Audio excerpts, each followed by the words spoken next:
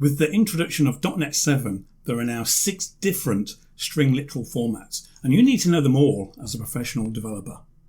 Check out this crazy looking example, in particular the starting and ending markers. If you already know what it does, and more importantly why you would use it, then you're already in the top 5% of professional developers. Wait till the end and you can join those top 5%. Let's get started with the big daddy of them all, the original, the classic, the format introduced 20 years ago with C# version 1, the quoted literal. I don't need to say much about this format because we all use it all the time. But it does have 2 problems. It can only be used on a single line, like this, and you have to escape special characters. For example, tabs, new lines, in this example, a backslash, double quotes, and so forth. But fear not, Microsoft heard our complaints and introduced a fix for both of these issues, the verbatim literal. Once you add the ampersand to make it a verbatim literal, you no longer have to escape characters. Now our path here looks nice and simple and easy to read. You can create multi-line strings, and this solves all of our problems, except it doesn't, not quite. You still need to escape a double quote. For example, here, in order to have a double quote in the string, we have to have 2 of them next to each other to indicate that it's not the actual end of the string that we're creating. Microsoft heard the feedback again and have really definitively fixed it once and for all this time.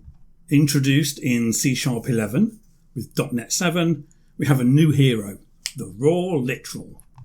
It starts with 3 double quotes and ends with a matching number of quotes, in this case 3.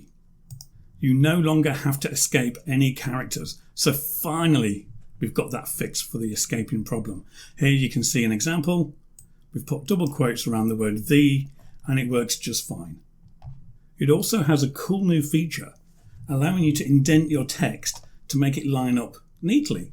Here's an example. You can see here that the ending marker, the ending 3 double quotes, are indented.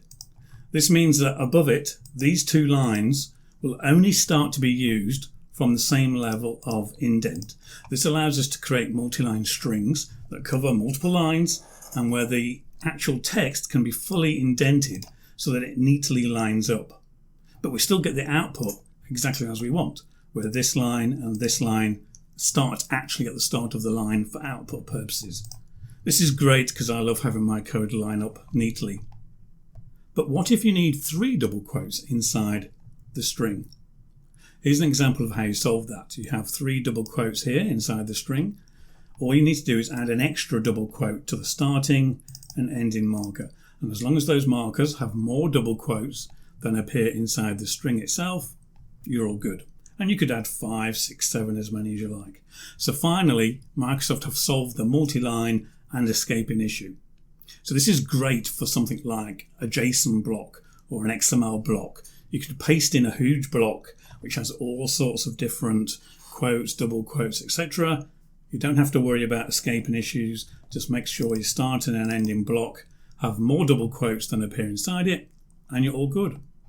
To get from the 3 formats we've already seen to the 6, we can apply the interpolation modifier to each of the previous formats.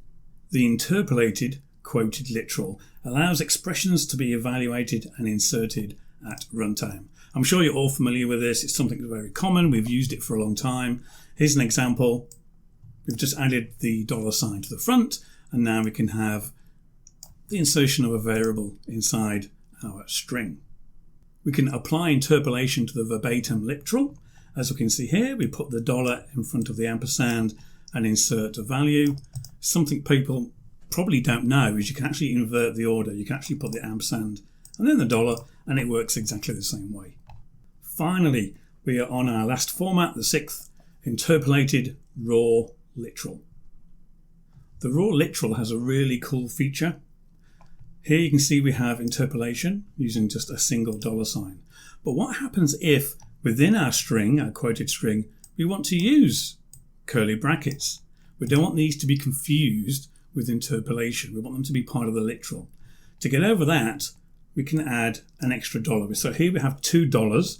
That means in order for an interpolation to be found, you have to have two curly brackets that match front and end.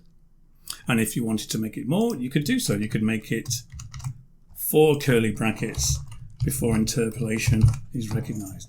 And this makes it very easy to ensure that your contained literal can have as many curly brackets next to each other as you need, while still allowing you to apply interpolation when needed. Going back to our challenge, we can now work out exactly what it does. We have 3 dollar signs at the front. That means any interpolated values will need to start and end with 3 curly brackets. And then we have 4 double quotes. That mean we can have within our literal string 1, 2, or even 3 double quotes next to each other without it interfering with the end marker. That's it. Simples. That's it for string literals. Impress your colleagues by putting in one of these fancy raw literals in your next pull request. See if they spot it and work out what it does. If you found this useful, hit the like button so that others can find it as well. Until next time, happy coding.